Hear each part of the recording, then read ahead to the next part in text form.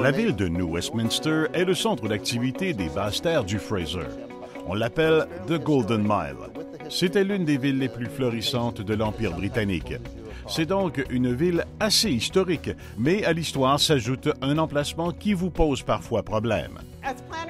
En tant qu'urbanistes, nous savons que certaines des villes les plus prospères au monde sont situées au bord de l'eau et occupent véritablement le secteur riverain.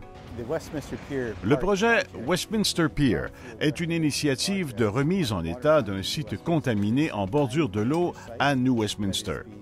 Ce site de 9 acres est une ancienne friche industrielle qui est réhabilitée et remise en état en vue d'aménager un parc public. Le projet du parc Pier, où nous nous trouvons aujourd'hui, est celui qui contribuera à sauver le centre-ville. En 2008, nous avons entrepris un exercice de planification à long terme pour les parcs et les espaces verts de la ville. Nous avons rapidement constaté le manque d'espaces verts et de parcs au centre-ville. Remettre en état efficacement des terres inutilisables, les convertir en parcs à un endroit primordial du secteur riverain dans notre quartier du centre-ville grandissant, tout s'est agencé parfaitement.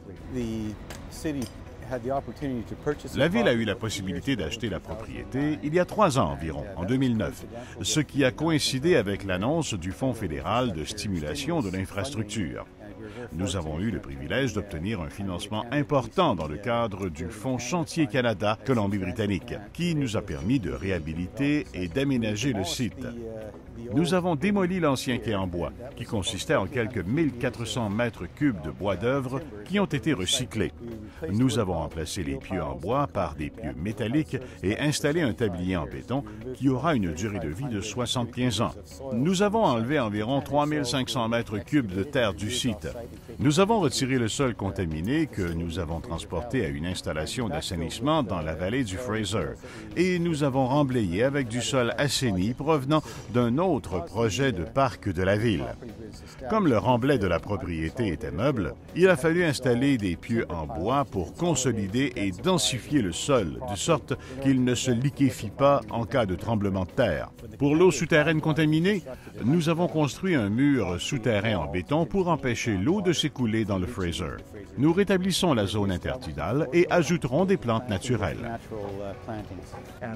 Un grand nombre des voies vertes et des sentiers régionaux prévus suivent les rives du fleuve, s'entrecroisent et s'étendent à d'autres secteurs de la région, passant tous par New Westminster. Le parc Westminster Pier est un lien de plus dans ce vaste contexte régional. Dans les années à venir, la population au centre-ville passera d'environ 9 000 personnes à 19 000 d'ici 2031. Il ne fait aucun doute que le parc Westminster Pier deviendra le cœur de la collectivité. Nous disposons désormais de 10 acres au bord de l'eau qui étaient auparavant vitaux pour notre industrie. Aujourd'hui, ils sont essentiels pour notre population.